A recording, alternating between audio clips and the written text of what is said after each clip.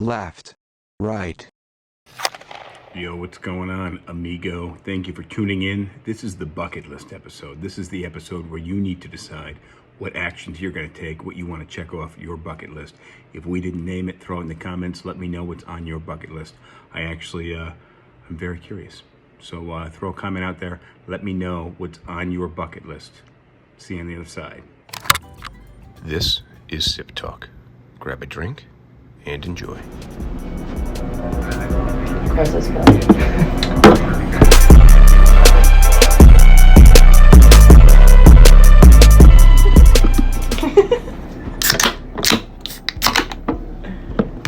Cheers. Cheers. Cheers.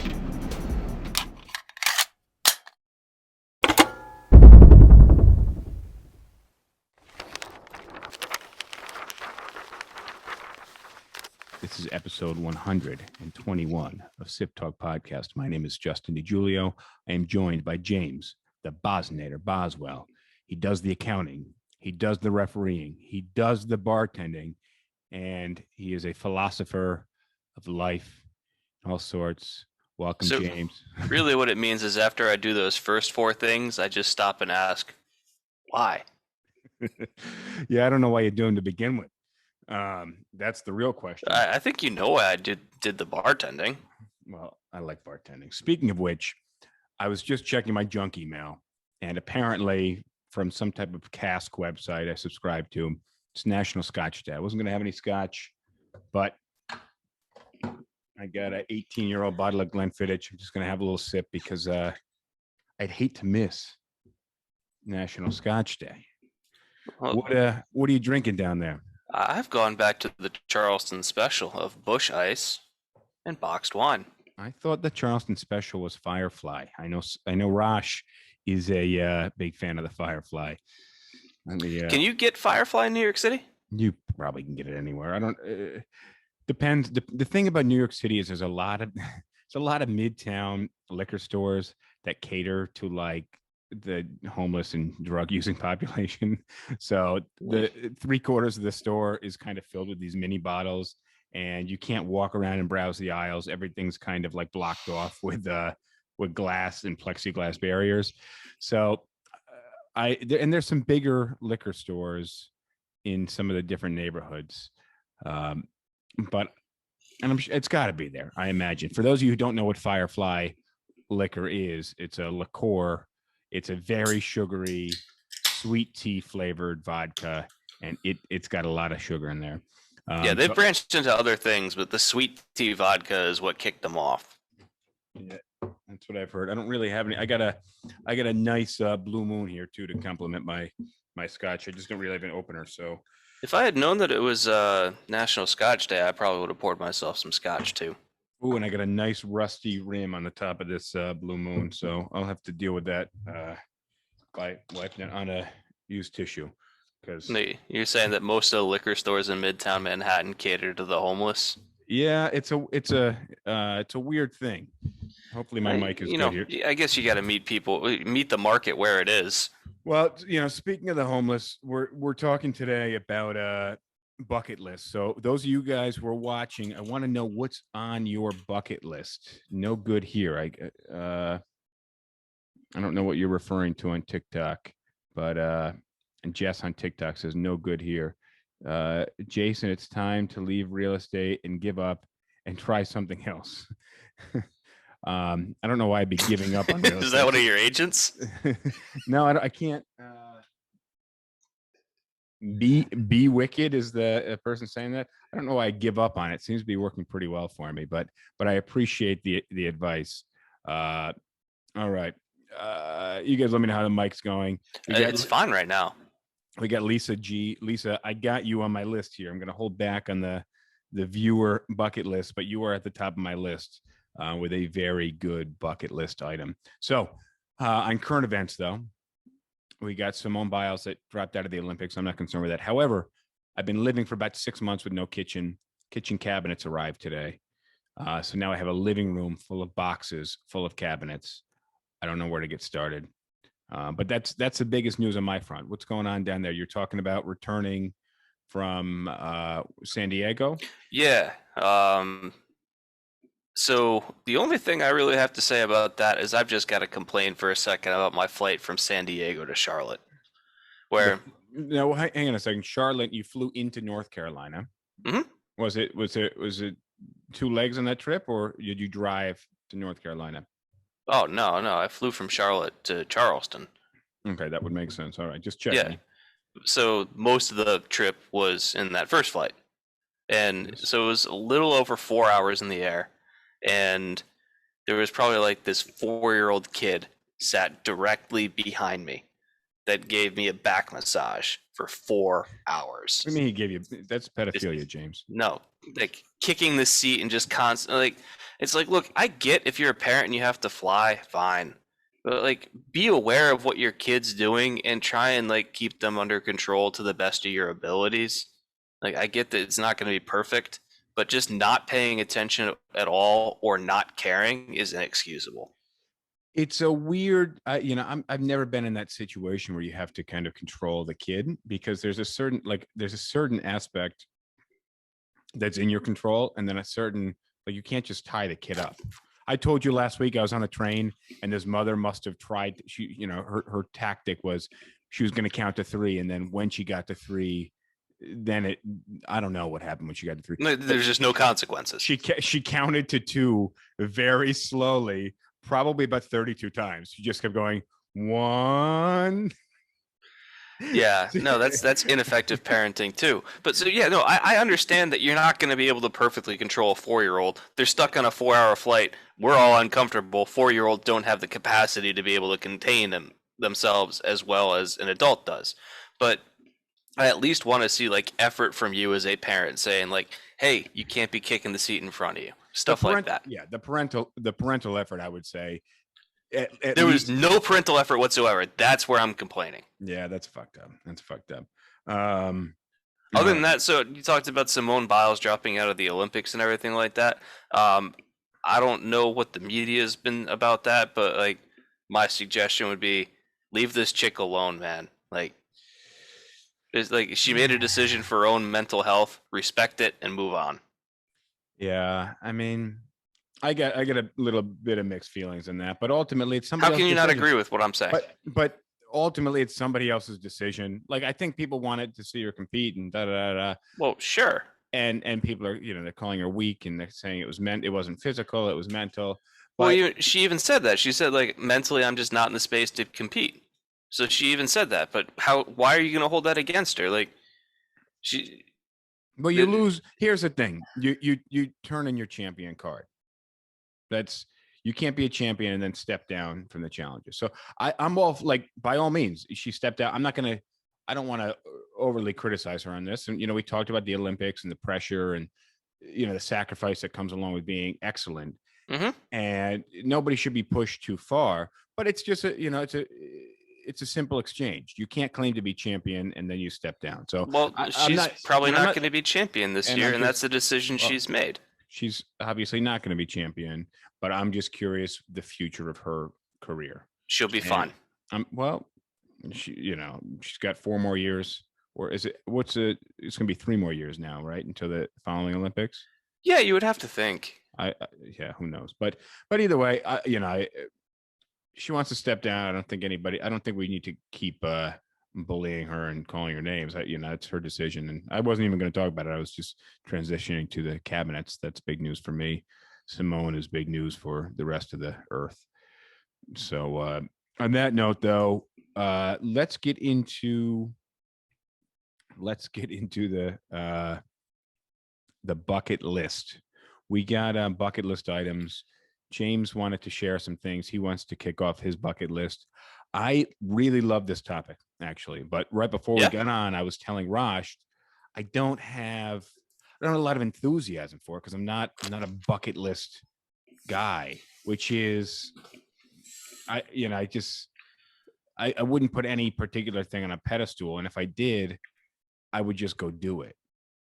Does that make sense? Well, and I mean, you're kind of getting around to how I came onto this topic, which is I don't like the term bucket list. I think it's it's overused and kind of tropey. But I was just thinking about like what are some of the things that I would still like to do with my life? Like if I were to die next week or whatever, say what are the things that I regret never being able to have done? And like for me, probably top of the list, and this is a stupid one, but like I really want to race cars. Really? Yeah, like to actually have like a proper race car on a racetrack and be in like a competitive race. That scares the shit out of me a little bit. I love driving fast. I love driving fast, but when you introduce the competitive element to it, and maybe that would develop over time for me if it was something that I had a bit of excellence at. I don't mean like super excellent, but if it was something that I excelled at a bit, I might be like, all right, let me step this up. But I'd love to drive a car on a racetrack. I think that'd be cool.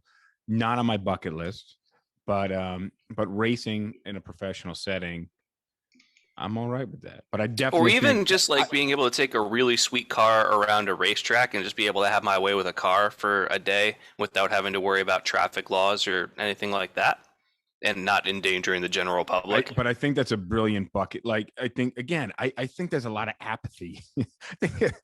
I live a pretty apathetic life, but I think that's like that was not on any of the lists that I saw or the kind of the top 10 lists that I came across a bunch of items regularly when I was looking these up. But I think that's a great item for a bucket list. I think it's really cool. That was actually in great movie, Al Pacino movie, Scent of a Woman, and he was blind and he wanted to drive a Ferrari, and he ended up driving a Ferrari with his kind of companion helping him guide and drive the Ferrari. So that's a good bucket list. Any particular car that you'd like to race? Are we talking like Indy? Are we talking? Well, driving an actual Formula One car would be really sweet, just because they are so completely different from any road car.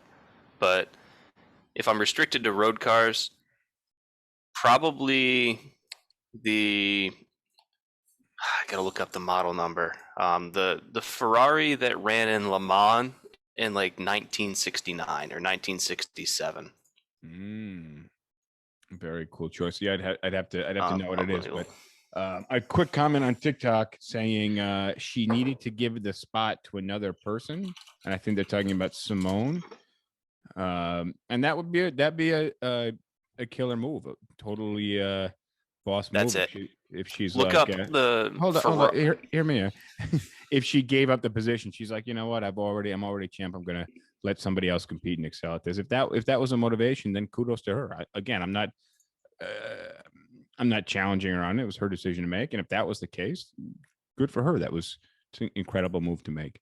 Yeah. All right. So what's the car? Go ahead. The Ferrari 330 P4. Look that one up. Let me see if I can throw that on the screen here. It's a P30. Ferrari 330. Like the 330 P3 or P4. We don't know which one it is. All right. Well, it's a badass looking car. Actually, I got the Google results. I'll throw them. I think if you're watching on Instagram or TikTok, you can see it. It's a mean looking car. Actually, that would be a very cool car to drive. I'm all for that. I'm not a big red car person, but that is a badass looking red car. All right. So look, let's so we got all right. So what's yours? I gave you one. Here's what I got. The one that actually before I even started looking up lists, because I couldn't get started. I started looking at some people's lists. The first one I wrote down, and then it happened several lists, was hot air balloon. Not something I'd be down for. The idea of being in a hot air balloon, completely terrifying to me. Yeah, because you got no control. You're just like, you can control height to some degree. Yeah, but if there's like some good wind or something like that, oh yeah, you're just catching on fire and just falling from the sky. And I don't think they equip you with like parachutes when you're on a. I think they do actually. Really? Yeah. Well, I'll have to. My sister, and my mom went up at one point, a little over a decade ago. So I'll have to ask those guys. And then followed by skydiving. Something I have zero desire to do. How about you? Skydiving's fun. You should do it. Have you skydiving? Once. You have. Yeah. Sounds Um, the one thing that is a major deterrence for me is just having somebody else like attached to your back. That's a very close. yeah, you get over it. Because you're concerned with just falling, plummeting towards Earth. Yeah, hang on real quick. I just want to say hi to Maria. Hi, Maria. Thank you for joining us. So skydiving is wild, man, because like if you've ever like jumping off of like a bridge or a cliff into a pond or a river or something, that feeling of falling that you get. Yeah. So you get used to that feeling only lasting for maybe like a half second, because like that's the longest that you've ever felt that feeling before, right? Mm-hmm. So with skydiving, when you jump out of the plane, you get that feeling and it just doesn't go away.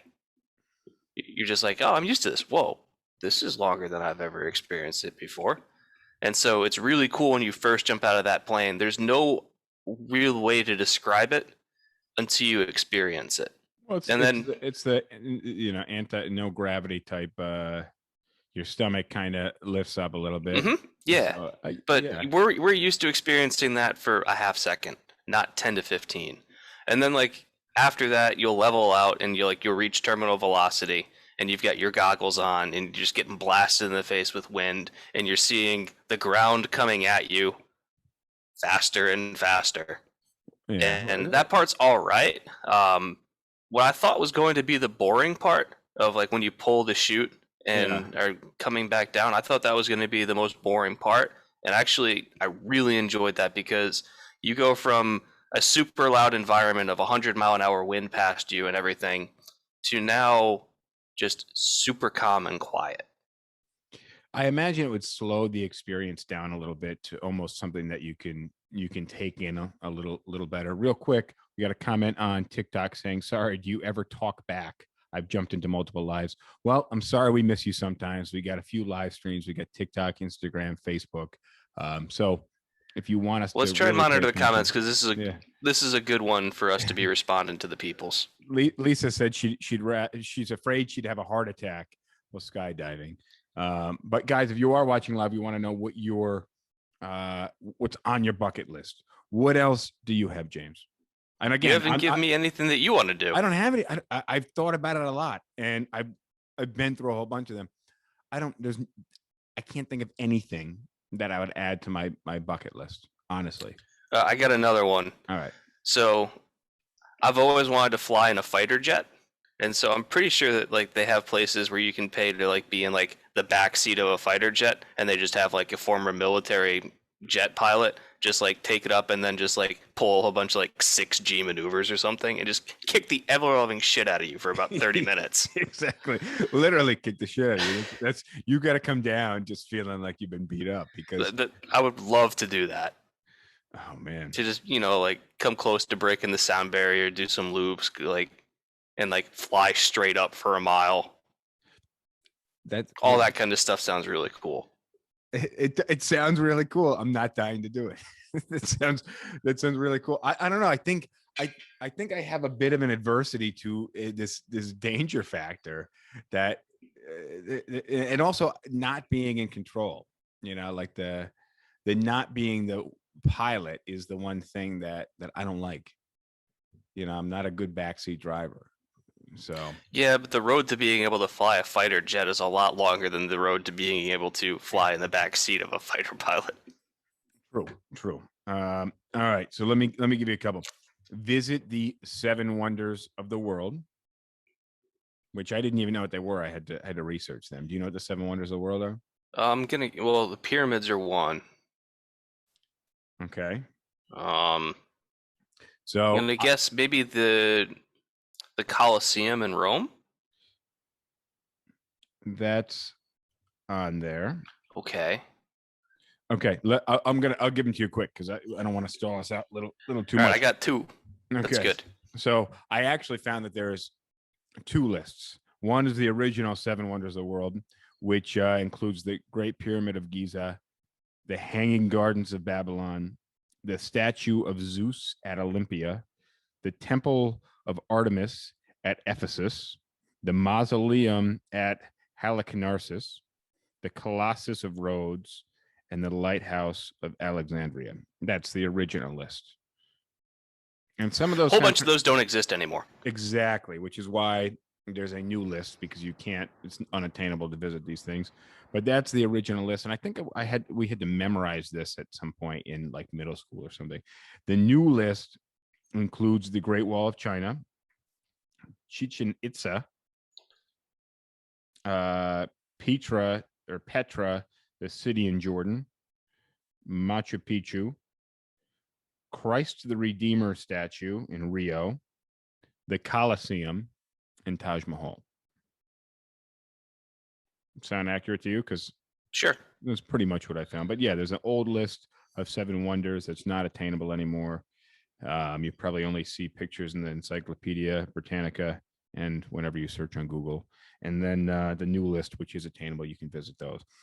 I think that would be cool, but not something I'd be, lining up to do or throwing a bucket list, something I got to do. And we're going to get to the listener ones.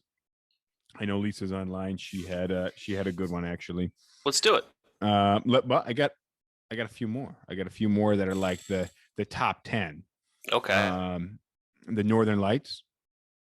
That's cool. Have you ever seen them? I have. As far as I know, I saw this crazy stuff in the sky. But that was in New York. So, it's my understanding that you can see them. It's just very irregular. But now it's super rare in New York, but it does happen. Yeah. Now I feel like it was a dream, but I was there with Scott and we both remember seeing these. So just a wild, very cool looking, very crazy, colorful sky, green and blue, purplish,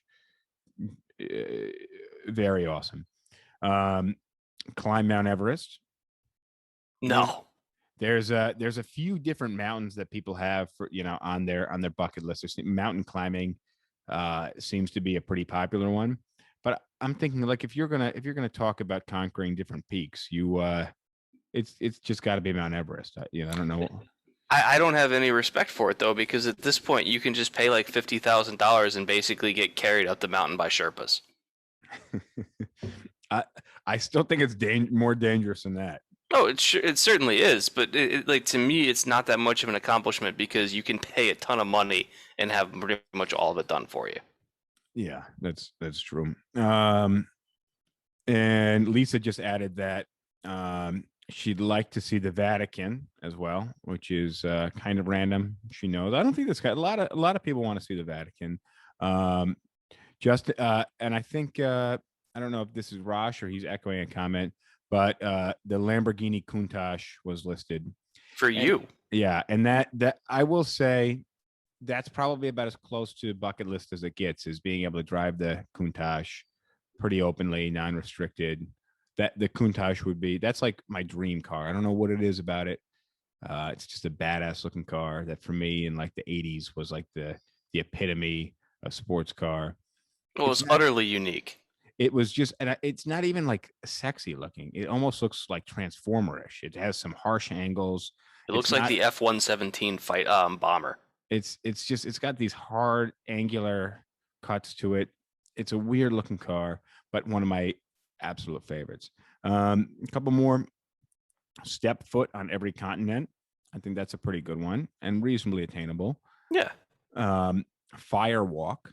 Or like walk over hot coals or something like that. It's a Tony Robbins. That just seems stupid to me. But a lot of these seem, if it's not like up your alley, like to you, the Mount Everest seems kind of dumb. No, like Mount Everest doesn't seem dumb to me. I can understand why somebody would want to do that. Like I can, like, because it's cool to be up there and to say that you've done it. I can see the appeal there. Firewalking holds no such weight. I don't understand anything about it. Why would you want to do that? Challenge yourself, man. Challenge yourself. I don't know. This is a very common one. Swim with sharks. Have you ever swam with the sharks? No. Maybe with dolphins. I've swam in like a SeaWorld type place with sharks. It didn't. I think I was pretty young and didn't really. There was no fear. They were like, all right, now it's time to swim with sharks. And we did. And that was it. In retrospect, I'm like, fuck, I don't think I'd do that again. But that, good for me. I'll pat myself on the back there. And then here's a newer one: trip to space. Yeah, that would be cool. Would you be down to take a trip to space? Totally. Yeah. What are your thoughts on the two most recent trips to suborbital space? We need to increase our tax rates for people that are super wealthy. Really good answer on that one. I didn't think it was all that impressive, but I do think it sets a good. I'm all for pushing the like NASA and basically now that we're doing this on a private scale, I think it's going to push us a little more into the future when it comes to these technologies and things like that. So Well, then we need to fund NASA more. Well, we do need to fund NASA, but guess what? We're it's not happening. Nobody, we can't even handle the fossil fuels and the environment and things like that in the U.S. So and then space travel is you're not going to get the majority of the country to get behind putting that much money into NASA when we can't put money into things that make sense. Looks like Lisa's agreeing with you. Out on the sharks, but like in dolphins. And then there was same with Maria. There was and I'm going to get to the listener bucket list in a second, but there was a lot of visit X city, and for some people that was a bit cultural. You have Lisa, who said the Vatican. I assume she's Roman Catholic. But let me get to the listener bucket list here. Jen says travel to Brazil. So that would be pretty cool. I'd like to travel to Brazil. Actually, it sounds like Rio sounds like a pretty cool place to be. Dangerous. But that's the other thing with traveling to a lot of these countries is a lot of them are very dangerous. I just think gun violence and kind of general violence is up all over the place, which is not a good thing. Then Jess 3989 wants to visit the Bahamas. And Lisa, you're up next. Travel to Santorini. Santorini sounds cool. Your thoughts? So Lisa really likes Italy. That's what it sounds like. Would you rather hit the Bahamas or Santorini? That's a tough question. I don't know Santorini. I'm guessing that's probably southern Italy. Let me look. Where is Santorini? Because the Bahamas are cool, but they're like relatively close. Yeah, and that was my thing. I would go with Santorini because it's further, and again, it really depends on where you are. But Santorini's Greece. Okay, so it's the Greek Isles, and it's crazy beautiful. It's all like the white, the bright white painted city, like on the hills and so you've just got like this perfectly white buildings against like the deep bright blue of the Mediterranean. Oh, all right. Yeah, I got that on. Yeah, no, Santorini looks really, really pretty. I'm trying to throw some images on there for the Google image. It actually looks really nice and odd that both of us thought we were talking about Italy. I think the name just sounds pretty Italian, but it's yeah, that's what I was going off of. Well, exactly. But I knew it was over there. It was over that way. Further than the Bahamas. Bahamas are nice, but not as unique as Santorini. I'm scrolling through some pictures that you can't see because we don't have a shared screen, but I assume we're seeing the same stuff. These kind of blue roofs, white buildings, really, really cool looking place. I'll pull that off of here. So the Ellie Tem said meet me in person. I thought that was very, very generous of her. And then the Colleen said swim with great whites. So she specified the shark, and that sounds absolutely terrifying. I don't know. I would do it because great whites aren't interested in us. What are they? The only interested times in? that great whites seals. Okay, they can't Like mistake us. we're not prey for sharks. The only times that sharks really attack people is like if people attack them first, or like mistaken identity, really, where like we look like something else that is normally their prey. Like Now, seals. yes, like so if you're wearing a wetsuit, you can see how it looks like you might look kind of similar to a seal. Yeah, that's still scary if you ask me. I think it'd be very likely that we could be mistaken for a seal or for Well, shark right. food. But I don't know of some of the other things that are out there, like swimming with sharks. I don't know. I can see it. Too scary for me, man. I don't like that risk, man. And then we got from Phil to fly private. I think Oh, that's like a private jet. yeah. I think that could be a good experience. I'm trying to divide material from experience, and to me, that feels like it's right on that line. Does that make sense? Well, I would also just like to be able to fly a plane, like probably not a jet, but like even like a single engine Cessna or something, and be able to actually like take a plane up. You know what I'd like to do hang gliding. I think that could be really cool. Yes. Hang gliding, I think that might be something I could throw on my bucket list. You know what I really dig, and I love watching these videos, is those guys that have like the frog suits on and they just jump off of some cliff Oh somewhere. yeah. Like well, when we see the videos of them like flying super close to stuff. Yeah, what's that about? I can't even understand how that would come about, how it works, and I can't even imagine how you would land that. Well, you've got a parachute. You do have a parachute. Yeah, you're not landing in just the flights, the wingsuit. The wing, like Just so, like cannonball into a lake at the no, end. that wouldn't go well. Skip Yeah, you might be across. able to like try and like belly flop and like skip across the lake, but you're Dude. just gonna end up a mushy pile of broken bones. Broken bones, exactly. Yeah, So the stuck reason why you every. don't see so many videos of wingsuit flying anymore is because a lot of the guys that did it a lot aren't around anymore. What that's what I would assume. That looks like the most dangerous extreme sport, probably not endorsed by Red Bull. That's scary shit. Yeah, you know what so that one's super dangerous. You know what the most dangerous world record to set is, or like to attempt to set? Land speed, No, but you're close. water speed. Water speed. Really? I guess that would be the air speed, water speed, land speed. Why is that? Because Because the world record right now is so fast, okay. and it's like 370 miles an hour or more. Which think about going that fast over water. Exactly. And water doesn't So behave like land.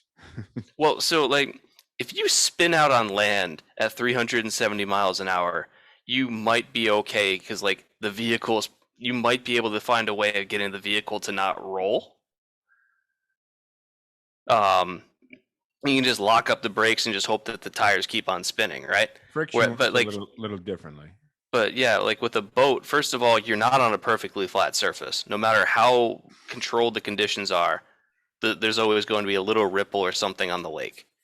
So if you're going 400 miles an hour and you upset the balance of the boat even a tiny bit, like there's no such thing as a spin out on water. If you spin out, you're hitting the water, and now it's just like you're hitting a wall at 400 miles an hour.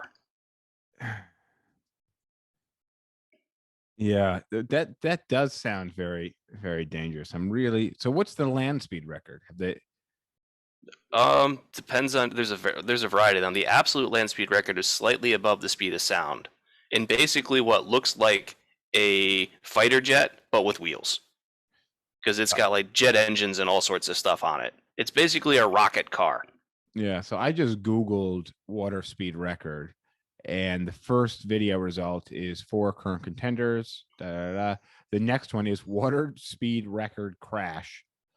Donald Campbell killed.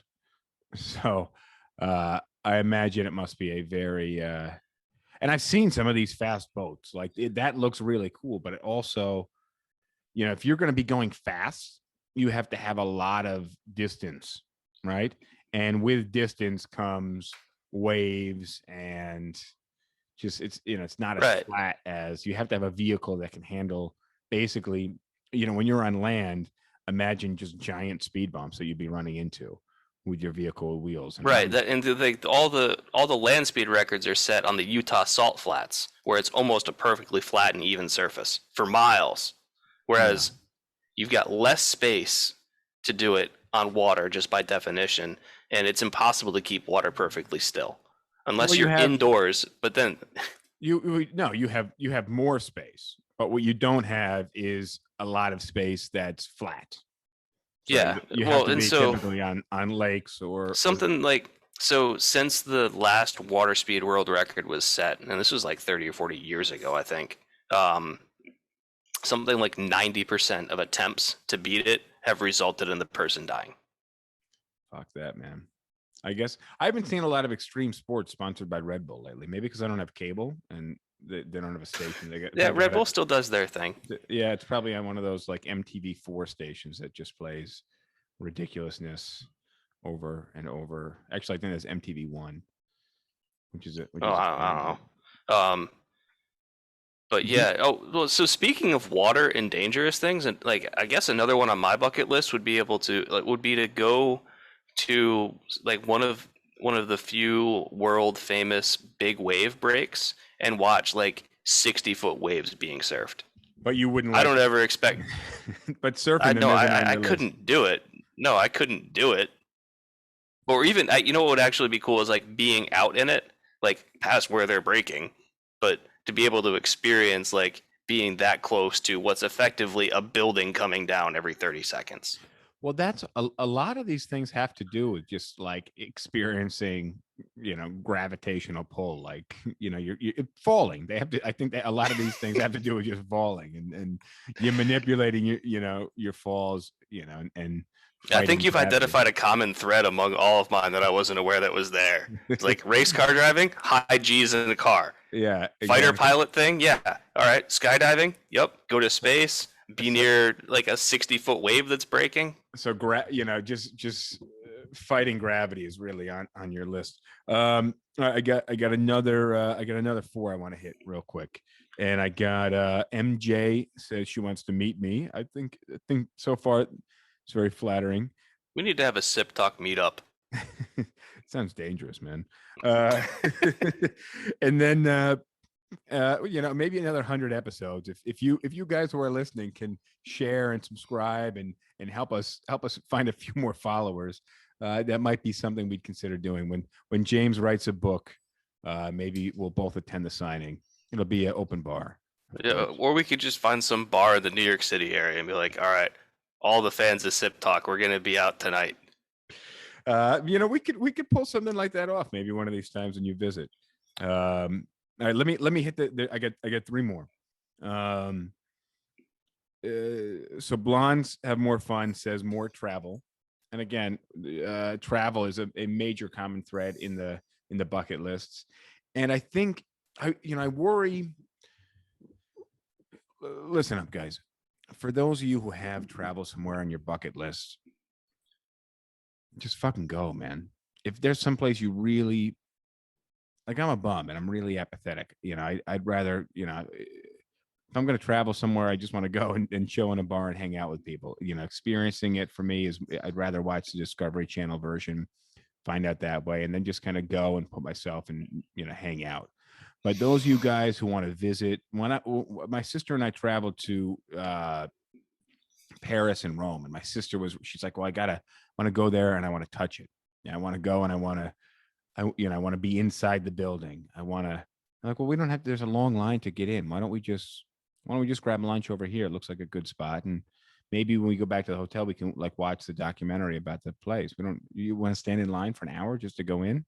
We had this totally different, you know, perspective on what it was to travel and be there. But what I'm saying is for those of you guys who want to be places and go and experience it, I think you find, especially now, there's a lot of travel deals, but you got to go. You can't, you can't wait. You can't put all this stuff on a pedestal. You just got to go.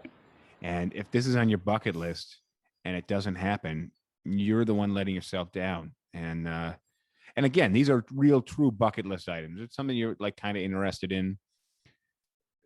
Well, I look at it as things that you want to do before you die. And that's what if that they sound like serious. And for some of these things, it might be really close, like the swimming with sharks. It could be just moments.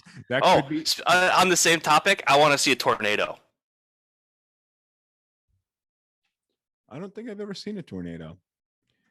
I've seen a hurricane on a flight one time. I believe it was a hurricane. I was younger. I don't know where we were going, but that looked pretty cool. You've been in a hurricane. Yeah, it's not the same. You get different perspective. Looks cooler, less rainy from above it. So, but what I'm saying is though, on the travel thing, go find go to like Travelocity, put some alert, put your price points in there, and book the trip. You're gonna thank me after you've gone. Send me some pictures, but just make it happen. Lisa, you're going to Santorini. It's July. It's middle of the year. Yep. Look underneath your seat, Lisa. Yeah, you get a prize. You get a free trip. But no, I think you guys gotta go. You gotta go. From Call Me Matilda, she said, "See my kids turn into awesome adults," and I like that one. I think that I that's something I think is a really cool one, and she's a little bit in control of that. But parenting plays a big role, and I think she's going to be responsible for a lot of the factors at play there. Any thoughts on that, James? You know my stance on having kids for myself. Well, my only thinking on that is if you want your kids to turn into good people, you can't shelter them, and you have to let them have bad days and face adversity and experience loss and just deal with shit. But you can't keep them from the shit in life, because then they're going to grow up and they're just going to be inept people. And, and that's not, I don't think that's an awesome person. I think the point is that you have to let your kids have those negative experiences and then be able to like turn that into a moment that they can learn from and say, everybody has a bad day, and like be nurturing so you can help them grow from it. Because a negative experience can easily just turn into cynicism or trauma if you don't deal with it the right way. And kids aren't equipped with those skills yet. So as a parent, like, yeah, it's irresponsible to prevent your kids from ever having a negative experience, because then once you're gone or no longer there to protect them, those are going to happen. They're not going to know what to do. But as a parent, let the kids have those negative experiences and then kind of be there to coach them through the next couple steps. I mean, I just see a lot of over parenting happening, and it's really frustrating, because I think our generation was probably the last one that was maybe underparented, and I don't think we were underparented. I don't think we were either. That's my point. Is I said maybe things were starting to shift as we were growing up. Yeah, and I think I think the culture that we're going to have in another 20 years is going to be a lot of people feeling very deserved, and it's going to be a weird place, man. Rosh says he would do a week meditation retreat at a monastery and not speak a word.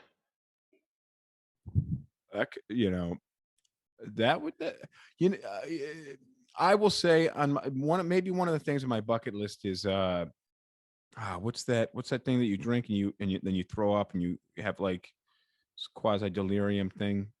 What's it called? Ayahuasca Is something I think I'd really like to try and do that. I think that could be cool. You got to be in the right headspace.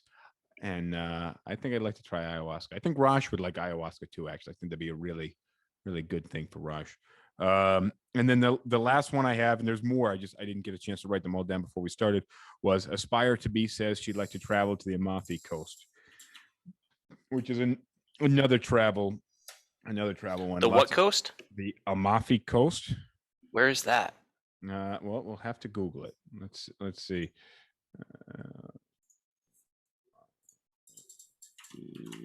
That's in Italy. That's in Italy. There we go.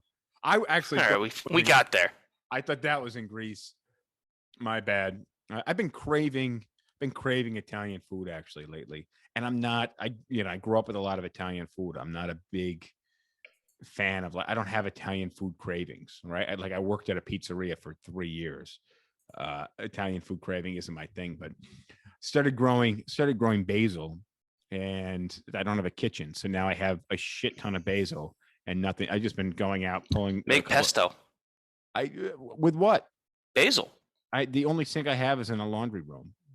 So you don't make pesto in a sink. You make it in a blender. Yes, I get that, but then you got to wash it, and you got to make some pasta. Something to put on. My plan is to make a nice pesto, make maybe a little pizza with some basil on it. But either way, I've just been going outside, grabbing 3 or 4 leaves, and just walking away and chewing on the leaves, which I'm enjoying. But I would like to be able to make some pesto, make some nice pizza. I think that'd be cool. So for whatever reason, I've just been craving some. Rosh is seconding the Amalfi Coast. He says they make the best limoncello on earth.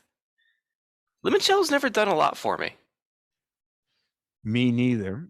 But I went to a seafood place last night. It was a place where they like probably a spin of like the Southern culture. You go and it's called like a boil shack, or I forget what it's called, but something along the lines of boil shack. And you get this food where they have the seafood and the potatoes and the corn on the cob and the sausage, and they boil it all together. And then they serve it. They just kind of dump it on your table with some newspapers, they have like brown paper bags, and then you get like the bib, and then you just eat it all up, which I know you're not a big seafood person. I'm not a big boil person typically, because as far as I'm concerned, then all the food tastes kind of fishy, like you're eating fishy flavored corn on the cob, fishy flavored potatoes. That for me is a bit weird. But either way, long story short, they had limoncello custardy things on the dessert menu. We didn't get dessert, but it actually made me crave a little bit like a real limoncello. So now I'm thinking, once the kitchen's installed and appliances are in place and there's cabinets and storage and things like that and organization, I think really what I'm getting to is once there's organization, I'd like to make a little limoncello. I think that'd be cool. But never been a fan of limoncello, actually, just the idea of making it. Something up there for me. What else are we missing today, James? Give me some. I don't know. We got any other viewers out there that have their bucket lists that we missed? I'm trying to think about anything else I'd like to do. For me, it's all I guess the fighting against gravity. So, but I think people look at bucket lists different. Some people have this danger aspect, like there has to be a danger element: swimming with the sharks, hiking Mount Everest, skydiving, hot air balloon. And then some people have the experience of like traveling and culture. And then there is the materialistic, I think the racing the car thing is a bit materialistic and a bit experiential. For me, it's about the experience. I don't care if I get to keep the race car afterwards. Like, that'd be cool if I did, but like, I want to be able to actually just drive a race car on a track.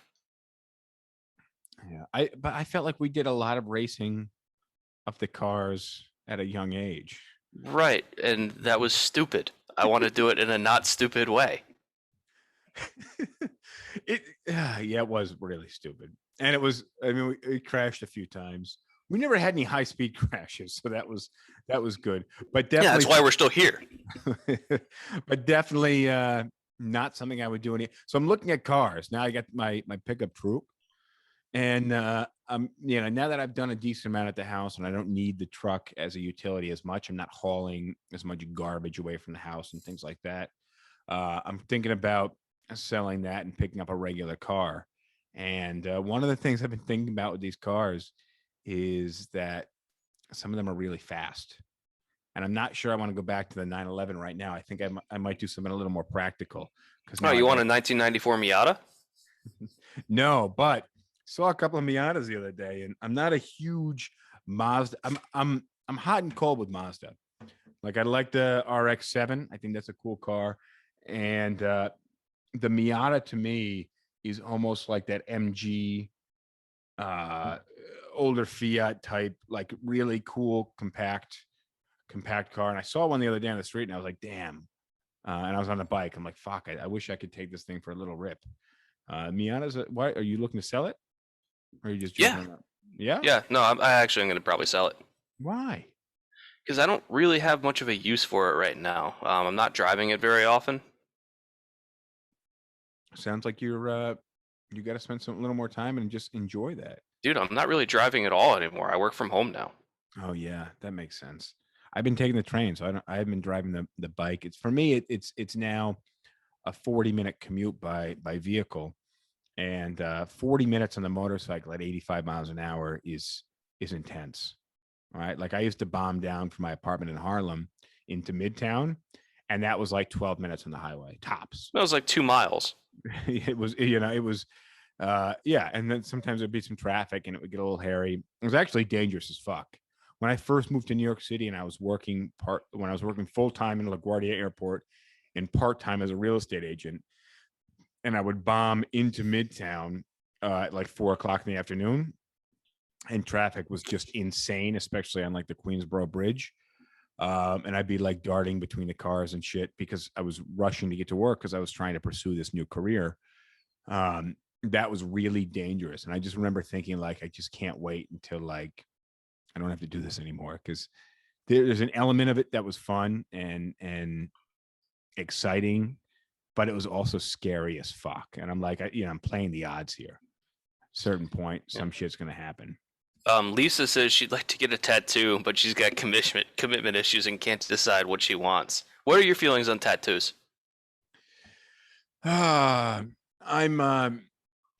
It depends. I'm all for it. I don't have anything that I'm passionate enough about. But if I had that passion aspect of my life, I would do the tattoo. For me, like I'm not like culturally, if like my family had like a coat of arms or something, I would do that. I don't think they do. And if they do, I don't know about it. So it's not that prevalent in my life that it would even make sense to get that tattoo.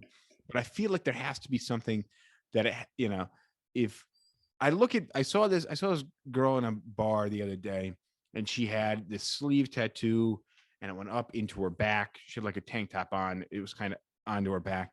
And I was thinking, like, she obviously didn't get that all done at once. There's like different aspects of it, but it blended really nicely together. And I'm thinking, like, these are different things that this lady had to commit to, that they had to flow really nicely. And she did so very thoughtfully, very creatively. Then I look at other people that got tattoos, and they got like Zelda on their calf, and like some, like a clown on their left pec, and then like some shit on their forearm. To me, that's a little weird. I think I don't know, that seems like some silly, like I was drunk when I got this tattoos, right? But if there's something that you're really passionate about, and you can get this nice kind of classy, there'd be a classy element to it, I'm all for it then. But again, there's got to be a particular passion for it. And also, you got to understand that where you place tattoos affects people's perception of you. Yeah. That's that. Did I ever tell you about the woman I hired who had tattoos on her face?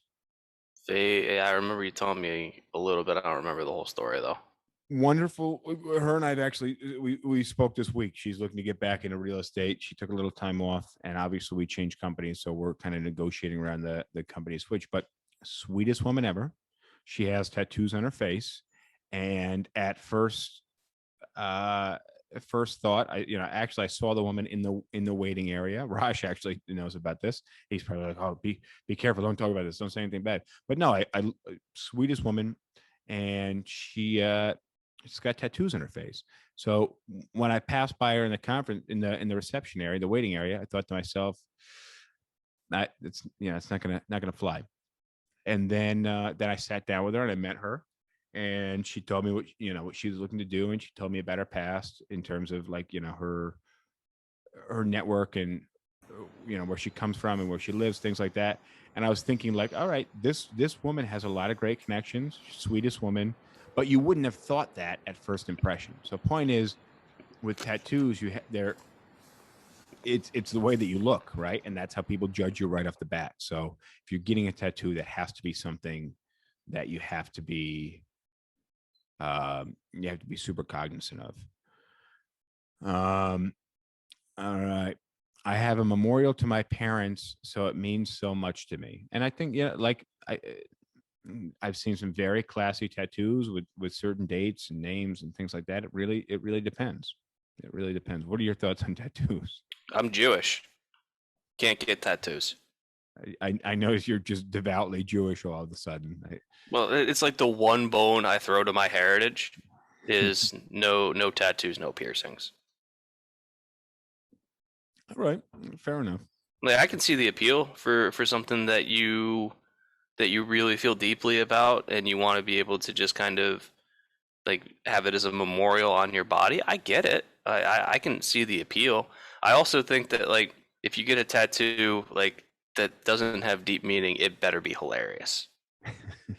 I don't need to. I know what you're going to say. I don't want to talk about it. We talked about it before. It's not a good look. What, my roommate's tattoo? Yeah, I know. I don't get to talk about it. It's funny though.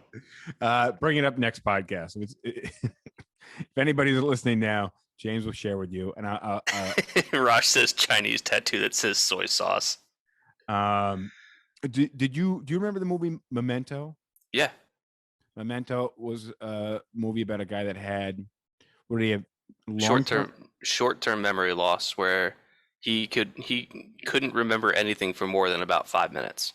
Yeah. So he had his long-term memories, but he had the short-term memory loss for however amount of time.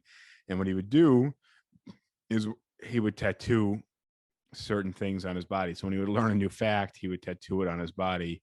And that way he knew it was factual. Yeah, he had all these Polaroids that he took little notes on of, like, this person. Yeah. So, and that's how he constructed his life. And when he would kind of go back into the loop, he'd be constantly reminding himself of these things, which is a very creative way to deal with that. However, very easily manipulated, which you learn. Watch the movie. Yeah, definitely. Yeah, damn. I might have that on DVD. I don't have a DVD player anymore, but I get like 200 DVDs. We're Rosh giving it the wind up sign. Yeah, we are. What is there's a physical wind up sign. What is that? That's it? That's it? Uh-huh. I don't know. I'll figure out what it is. All right, guys. Thank you for joining. The Miata is small. I had one. It's fun to drive. That came from Pixie Girl on TikTok. Miata's a great car. I hope you don't sell it, actually. Unless you sell it and you get something even older, like an old MG, then I would be even more for that. Well, I don't know. At some point, what I'm probably going to do is sell the Miata, sell the Passat, and get something stupid and impractical. Good idea. Maybe like a 94 Viper. There's a guy in my street that's got a Viper. I passed him on the road. I was pulling out of somewhere. Then he caught up with me and somehow again ended up behind me. Beautiful car. Very cool car. I'm all for it. His was yellow, which I wouldn't be my go-to in the Viper. But Death traps. No ABS, no traction control, 500 horsepower. Yeah, it's a badass car. We should do a car episode, actually, like an all horsepower episode. We'll get some pictures. But it's a new thing. We get cut off at the 60-minute mark. I don't know what program's doing it, but it kicks us off. So on that note, I want to thank Rosh Galeb. I want to thank Harlem and Brooklyn for joining us. Harlem and Brooklyn are the two dogs that are chomping at Rosh's heels. I thank them for joining as well. I don't know if they can hear me. I think Rosh has headphones on. Supersonic dog hearing. Who knows? Thank you, doggos. Thank you, James, for joining. Thank you, guys, on Instagram. Thanks for Maria, MJ, Jen, Lisa, all the people that have been commenting. If I missed anybody, we'll get you next time. And don't forget, you got to subscribe. You got to share the podcast on your social media. That way we can get some more viewers. We can do some more cool shit. And then one of these days, James is going to write the SipTalk book. It's going to be a drink book, a lot of drink recipes. We're going to collaborate on it. And all the recipes you can do with shitty light beer and boxed wine. Yeah, we could do that, actually. A low-cost drinks manual. All right. On that note, thank you all for joining. Adios. Cheers. All right, that concludes this episode. Did we hit your bucket list items? Let me know what we hit, what we didn't hit. Throw it in the comments. Don't forget, for us to grow, I will truly appreciate this. For us to grow, we need you to subscribe. We also need you to share this podcast, and any interaction you have with it, whether it's a thumbs up, a like, a share, comment, whatever it is, it helps us with the metrics and it helps us grow. So with that, thank you for making it this far, and I'll see you next time. I like PBR. I just got priced out of it.